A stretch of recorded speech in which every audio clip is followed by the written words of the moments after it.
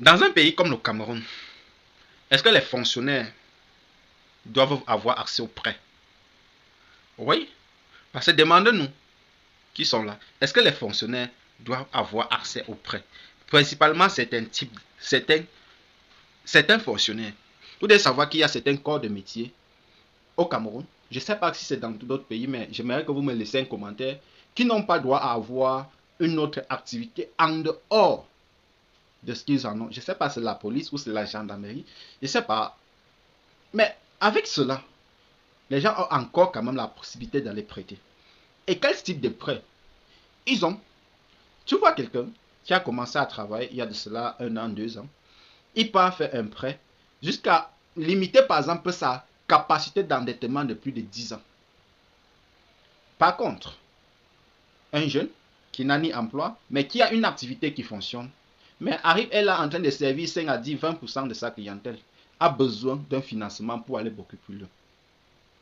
Un jeune qui est quitté de son village pour aller en ville, mais lorsqu'il se présente, qui veut un prêt, on va lui demander un titre foncier pour pouvoir lui octroyer un prêt. Mais en sachant que pour avoir un titre foncier au Cameroun, ça coûte les yeux, la tête. Il a juste besoin par exemple de 501 millions. Pourtant, vous êtes en train de lui demander qui vous fournit un titre foncier qui va peut-être prendre 2 millions pour établir ce titre foncier. Vous pensez que s'il avait ce capital-là, il devait venir chez vous? Non, il n'en a pas. À quoi donc sert l'État si l'État n'est pas garant de sa population? Si les banques ont déserté leur propre fonction de pouvoir aller sur le terrain, oui, celui-ci demande un prêt. Est-ce que ce qu'il fait est vrai? Il dit qu'il fait cette activité ici depuis 1, 2, 3 ans.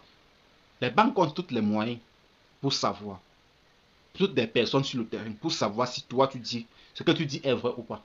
À moins d'une journée même, ils peuvent savoir tout cela. Mais comme on veut que tout, tu fais tout, tu viens simplement les donner. Non. On dit s'il n'y a pas, bon, débrouillez-vous. Hein.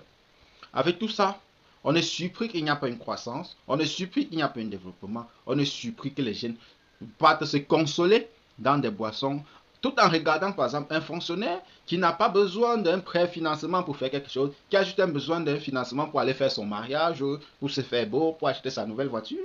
Il octroie un crédit facilement, tout simplement parce qu'il a un salaire qui doit tomber tous les mois. Vous demandez en plus à un jeune d'ouvrir un compte chèque. Et les conditions d'un compte chèque sont obligées qu'il doit avoir des mouvements financiers. Pourtant, il a besoin de l'argent plutôt pour faire tourner son activité. Il n'a pas besoin de mouvements financiers pour renvoyer encore l'argent dans son compte bancaire. Les gars, c'est extrêmement compliqué. Et depuis 2 ans, nous essayons vraiment de pouvoir essayer d'ouvrir notre esprit, d'avoir des approches ouvertes, des approches qui doivent aider toute notre communauté. Je ne sais pas à quoi vous pensez, je ne sais pas où est-ce que vous aimez aller. Est-ce que vous pensez qu'il est le temps d'abandonner? Mais moi, les gars, le plus important, c'est que chacun fasse sa part. Et moi, je compte faire ma part. À très bientôt.